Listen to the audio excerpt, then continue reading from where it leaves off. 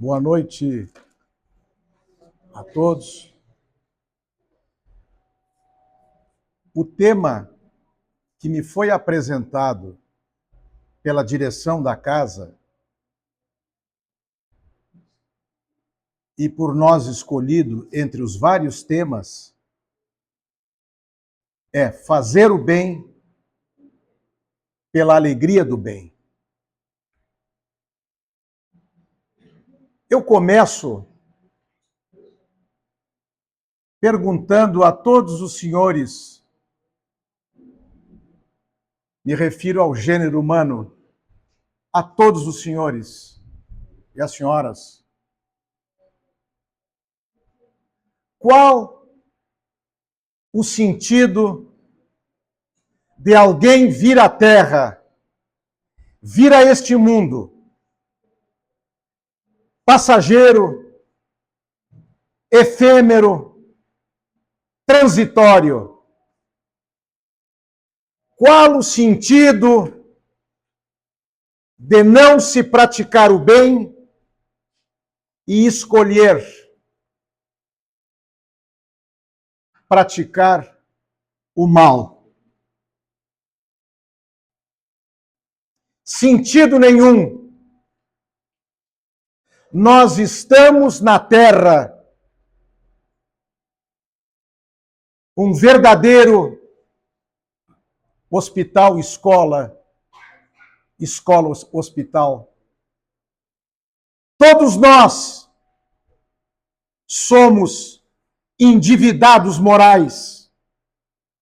Todos nós temos contas a ajustar. Não estamos aqui, nenhum de nós, vivendo a primeira encarnação. Nós já viemos lá atrás, muitas vezes, e estamos hoje aqui.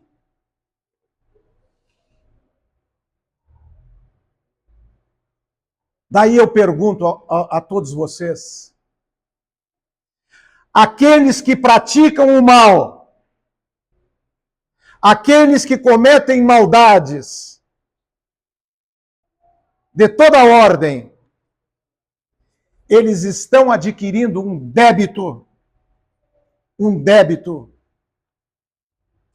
muito pesado, extremamente pesado, de dor e de sofrimento. A lei de ação e reação está aí para mostrar. A vida devolve. A vida devolve o bem que se faz e o mal que se pratica. Meus amigos, minhas amigas, só existe uma forma de nós irmos quitando a dívida dos nossos erros, das nossas imperfeições, dos nossos equívocos. Só existe uma forma, uma maneira. E o grande tribuno, benfeitor da humanidade e orador, Divaldo Franco, numa palestra memorável, ele disse: nós temos um sentido para vir ao mundo e uma ação a praticar. A transformação moral, a modificação dos nossos hábitos, a modificação das nossas más inclinações. E entre elas, uma das maiores chama-se egoísmo. Egoísmo.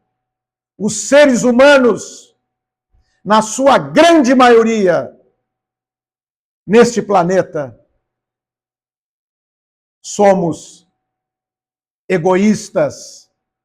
Enxergamos a vida no tempo do corpo.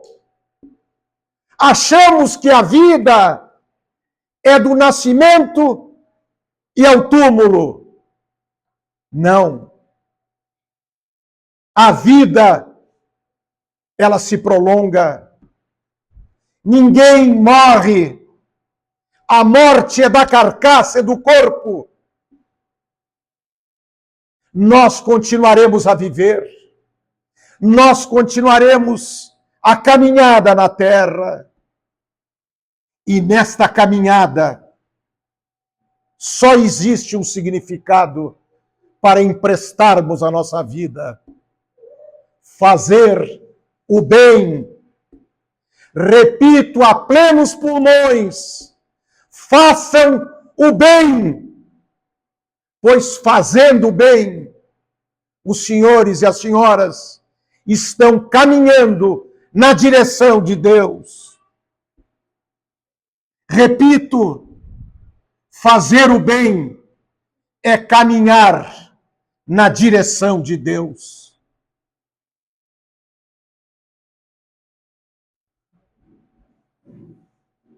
Vocês poderão pensar e me perguntar: fazer o bem exige obras grandiosas, superlativas? E eu respondo com a máxima convicção: não. Aqueles que podem fazer obras, erigir obras grandiosas, aqueles que têm recursos e condições, e o façam muito bem, excelente. Mas aquelas pessoas que não têm condições de fazerem obras de grandeza, como disse, superlativas, de chamar a atenção, qualquer gesto, qualquer atitude é fazer o bem. Ao ingressar aqui nessa casa, vindo de vossas residências ou do trabalho, a vida oportuniza a todos nós fazer o bem. Ela dá condições da gente fazer o bem no nosso lar, no nosso trabalho, com os familiares.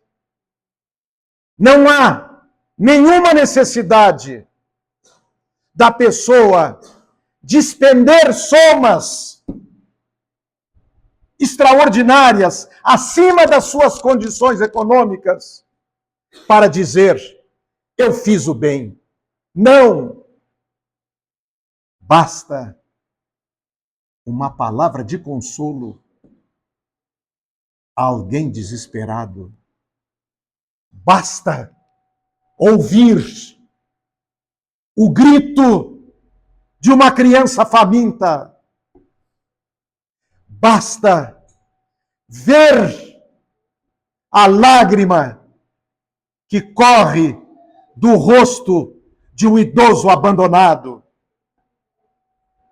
Ou então de um jovem que está entregue ao horror das drogas. E nós podemos nos aproximar e, de alguma forma, ajudar e orientar.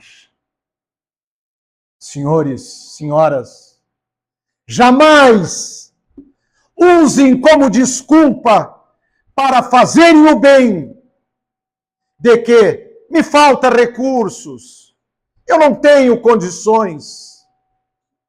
Não é isto que vos é pedido.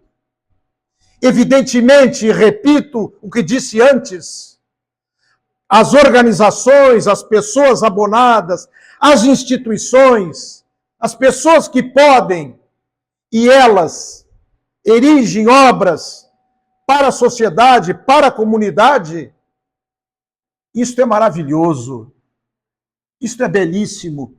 E nós temos exemplos no nosso país, no mundo inteiro, de pessoas que ajudam e ajudam muito o seu próximo, porque tiveram um talento, uma condição econômica e ajudam e fazem o bem. Mas a condição de fazer o bem não está vinculada a ter dinheiro. A condição de fazer o bem é as nossas atitudes, a nossa maneira de proceder, a forma como nós agimos ao longo do dia, da nossa vida. Esta é a grande forma de fazer o bem. E nós não podemos, sob hipótese alguma, esquecer de que, e eu repetirei tantas vezes que tiver forças, o meu coração e a minha alma, de dizer a todos vocês de que não duvidem um segundo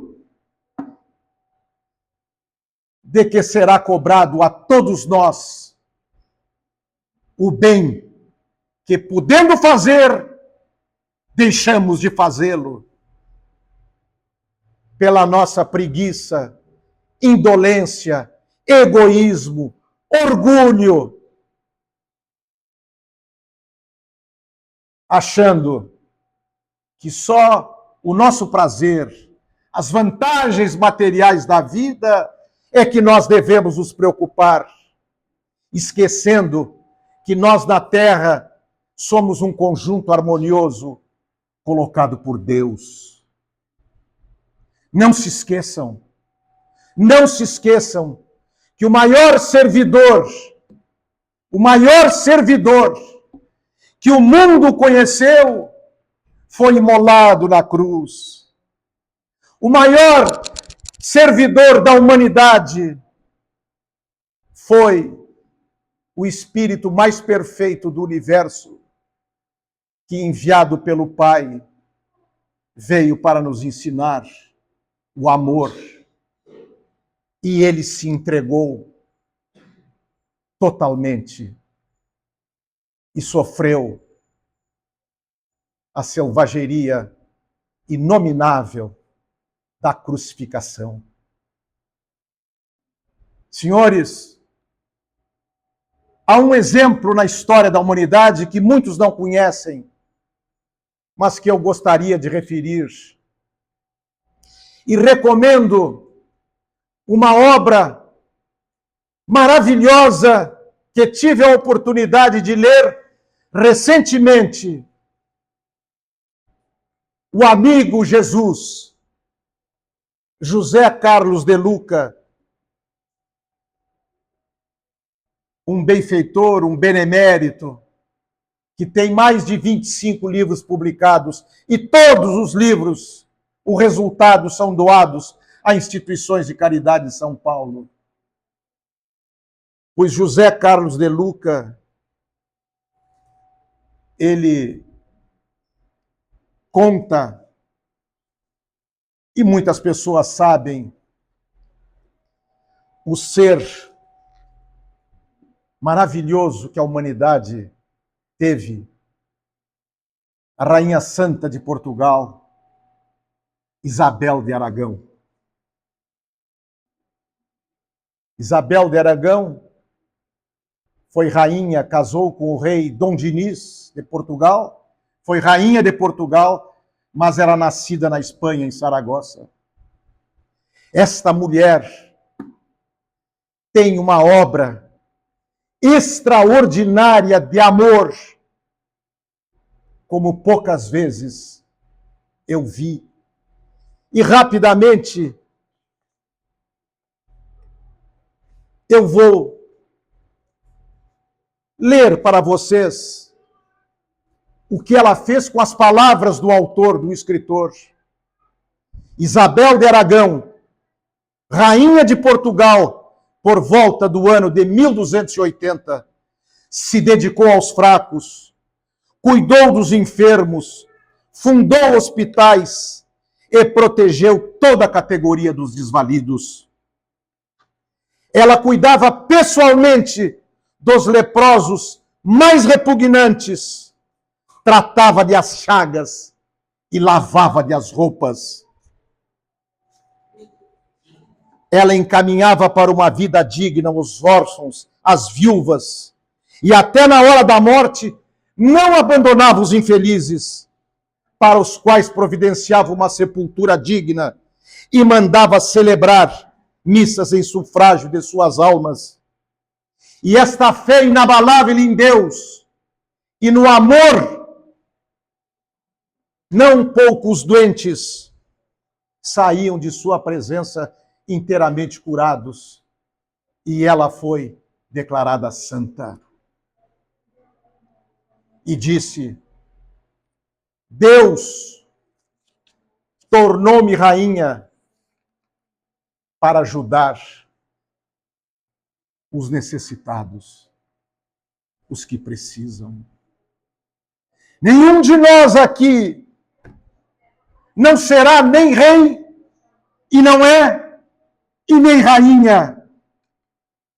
Mas nós temos uma marca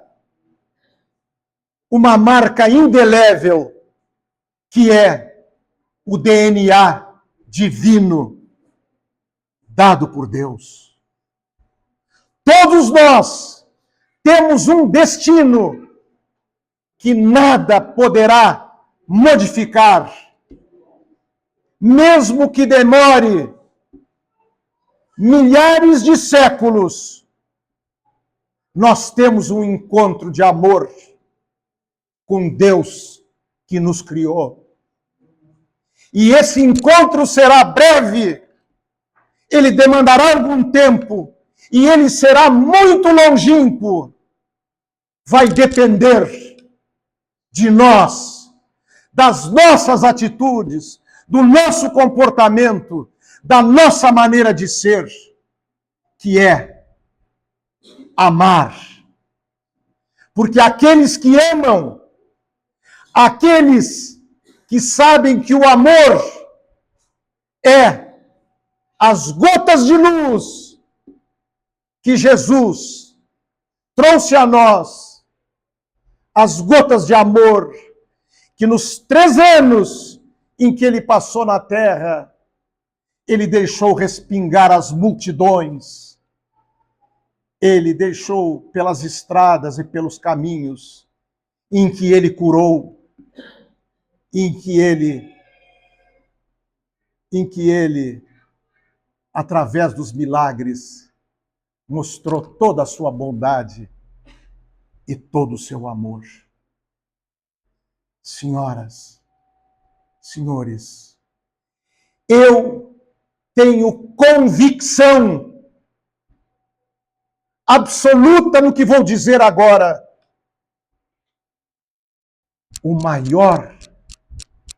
A maior felicidade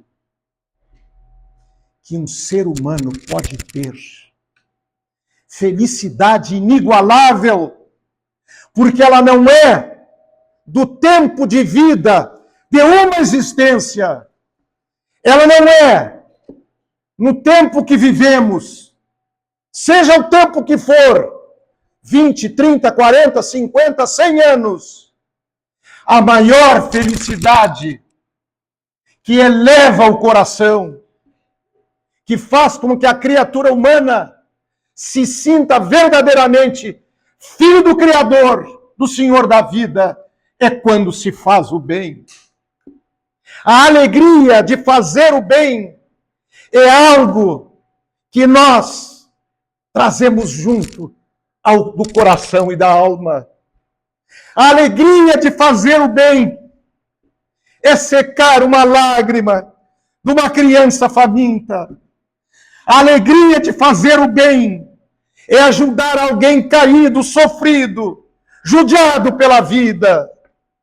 A alegria de fazer o bem é ajudar. É ajudar. Apenas ajudar. quando nós ajudamos. Em verdade, é uma situação contraditória, porque nós ajudamos alguém, nós fizemos o bem auxiliando, mas sabem quem é? Quem é o maior auxiliado, ajudado? Quem é a pessoa, entre aspas, que lucra espiritualmente com essa atitude? Somos nós mesmos. Não pensem que ajudar é um ato de um ser que é bom, que é bonzinho. Ah, eu fui bonzinho com aquele cidadão que pediu um prato de comida. Sim, foi bom com aquele que precisava de um auxílio. Tiveste uma atitude digna e nobre. Mas o maior beneficiado, aquele que realmente recebe lá do mundo espiritual uma luz que vai iluminar a sua caminhada, é porque quando se acende uma luz para alguém, nós iluminamos a escuridão da nossa vida. Toda vez que um ser humano tiver uma atitude de amor, de bondade, essa atitude, ela vai retornar. Eu uso muito uma frase curta, simples, sintética, sucinta, mas que encerra, a meu juízo, uma grande verdade. A vida devolve. A vida devolve. E ela haverá de devolver para nós aquilo que nós fizermos para os outros. Portanto, meus amigos e minhas amigas, encerrando, eu vos concito, eu vos chamo ao trabalho de Jesus. Eu vos chamo ao Evangelho de Jesus. E eu proponho a cada um de vocês o amor, a sinceridade, a dignidade, a correção. Vamos afastar de nós o egoísmo, o orgulho, as más inclinações que todos sabemos quais cada um de nós temos. E vamos emoldurar com as flores do amor, com a pureza daqueles que se doaram ao longo do tempo na história da humanidade, fazendo o bem para as criaturas. Vamos ajudar Jesus. É Jesus quem está a nos pedir. Ele se encontra no mundo espiritual, mas ele está próximo de nós. E ele está dizendo para todos nós: escutem, amigos, eu preciso de vocês. Me ajudem na tarefa de trabalho no bem na terra. Porque assim fazendo, nós estamos ajudando a Jesus.